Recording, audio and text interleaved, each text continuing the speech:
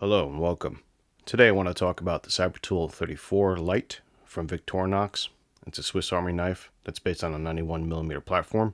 It features 34 tools: a large blade, a small blade, magnifying glass, keyring, reamer, punch, and sewing awl, can opener, screwdriver in 33mm, bottle opener, screwdriver in 6mm, a wire stripper, multi-purpose hook, scissors, toothpick, tweezers, a pin, pressurized ballpoint pen, pliers, wire cutter, wire crimping tool, an LED light powered by CR1225 batteries, 2 of them, a mini screwdriver, corkscrew, a bit slotted 4, a bit Phillips 2, a bit Phillips 0, a bit Phillips 1, a bit Torx 10, a bit Torx 15, a bit case to hold them, and a bit wrench to hold the bits and drive them. It also has a female hex drive for 5mm for D-sub connectors and a female hex drive 4mm for bits. And it also features a bit Torx 8 and a bit hex 4. The dimensions are going to be height for 34mm. Weight's going to be 173 grams. The scale material is made out of ABS/Celador, and the size platform, like we stated before, is a 91mm. There's no locking tools on this Swiss Army knife, unfortunately, and it doesn't have a one-handed blade. All items are two-handed operations. Here we have the Cybertool Lite on the table. This comes in red scales here. You can get custom scales for this type of tool if you want, but it comes by default in the red scale. And we have the box here. We can see the number on the box here and the UPC code. This is our knife. We'll start with the outside tools here in the scales. We have a tweezers. On the other side, we have a toothpick slot, and then we also have the pressurized pen. We also have a corkscrew with a mini screwdriver for glasses. Let's go ahead and start in the backside tool set. This has a hook, and further down we have an awl reamer tool. And this is not necessarily a tool, but it does have a lanyard for a key ring or potentially an addition of a lanyard. On the top side, let's begin with the tool set here. We have our bigger flathead screwdriver and bottle opener, and we have the wire bender. On this end, we have our can opener, sharpened on the side, and a smaller type flathead slotted screwdriver. Moving up the layers, we have a magnifying glass. And next to it, we have the light module, which takes 2 CR1225 batteries. These are 3-volt batteries.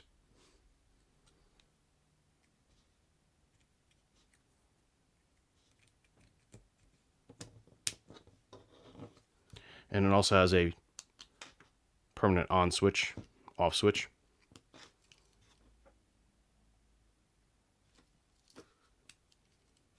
Next up, we have the bit driver and the bit holder for the other bits here.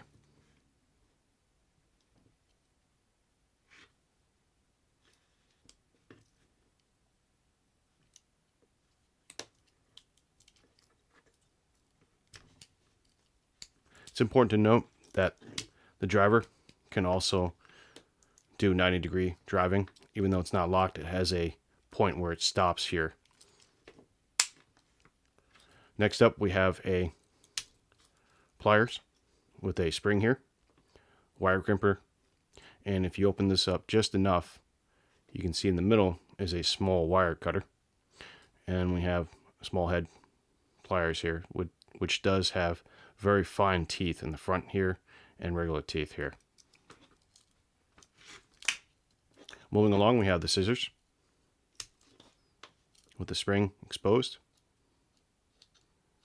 High quality scissors and spring. And then moving along, we also have the blade.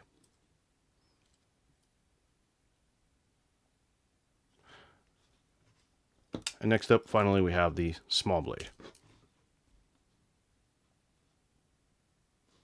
Here we have the light on the Cybertool Lite. We're using an Opal light meter and this is for an approximation test. For reference, we're shooting at an Aperture 7.1 with a 24 frames per second. ISO is 2500 with a white balance of 5000K on a Panasonic GH2. If we hold the light up about approximately 5 inches away from the meter, we have about 44 lux and a color corrected temperature rating of about 7700-ish or 7500. It floats between the two. And a CRI rating or an RA rating of around 87 on our meter here. And this is just an approximation scale. So the light on the Cybertool light is a decent light, and it is faced in such a way where you can engage the driver and see what kind of screws you're screwing into. So that's very useful and helpful. Even though the light itself isn't very powerful, it does get the job done. Here we have some accessories for the Cybertool light. You can get a replacement tool for the toothpick side of the scale, and you can replace that with a fire starter type of item called the Firefly. This is an aftermarket item, and you can have fire making capabilities with your Cybertool light. And you can buy a variety of pouches that would fit your Cybertool light, such as this pouch here that's made for the SwissChamp. Here we have the Cybertool light compared to the SwissChamp on the right here, the Midnite Minichamp here, and the regular Minichamp with the modified conversion of an LED on one of the scales, the original Minichamp. And then we have the Signature Lite on the far left there. So you can kind of get an idea of the thickness levels of each tool. Overall, I think the Cybertool light is a good tool. It's got a lot of interesting features that are in a Swiss Army knife. One thing I didn't mention before is that this tool does come with a stainless steel pin here, located next to the corkscrew. So if you need to use a precise pointer tool, puncturing tool, you do have it with this Cybertool. That is the 34 tool that I forgot to mention in the beginning. Pretty practical. I like the scales on this. The translucent red is a personal like of mine, as opposed to the classic solid red. You can get different scales for this at various vendors online, green, black, yellow even, or even white. The module on the light is an older type of module. They sell different models like this, not this particular model, but like the Huntsman Light, for example, will have a clear model, LED model, which will be a little bit more powerful, I think, and it's one of the newer type changes they made. The model itself is fine.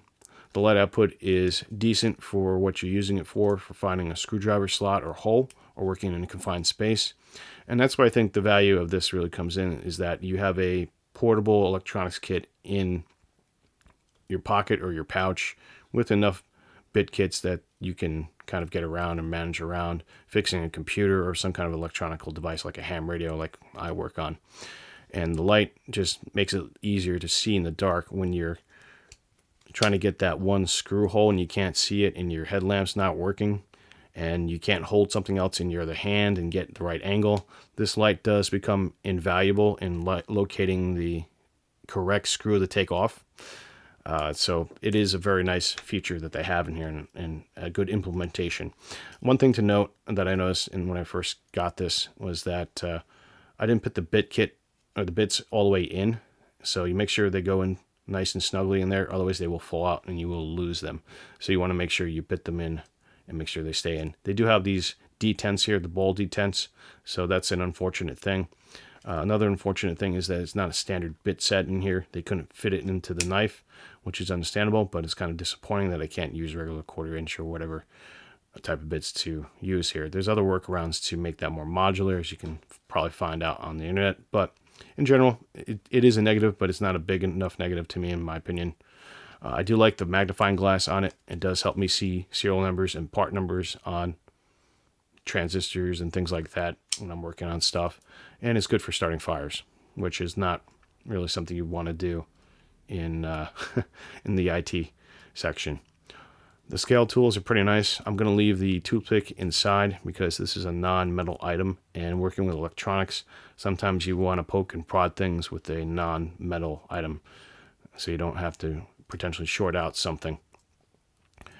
The lanyard's pretty nice. I have a custom lanyard that I made for this. I'll be putting onto it. The ring hole is pretty good. It stays steady, and this is solid spring right here, so it's not bad. This little ring spring, or whatever you want to call it. Overall, I like the Lite. It'll be great for anybody who's into electronics, staying indoors, being urban. You could use this outdoors, but it would be not as efficient as other options out there. And the replaceable batteries make it nice, and the replaceable pressurized pen also makes this a nice tool to have for general purpose duty around town maybe, or at work in the IT department. And that's all I have to say about the Victorinox Cybertool Lite. Let me know if you have any tips and thoughts about this. Thanks for watching, guys.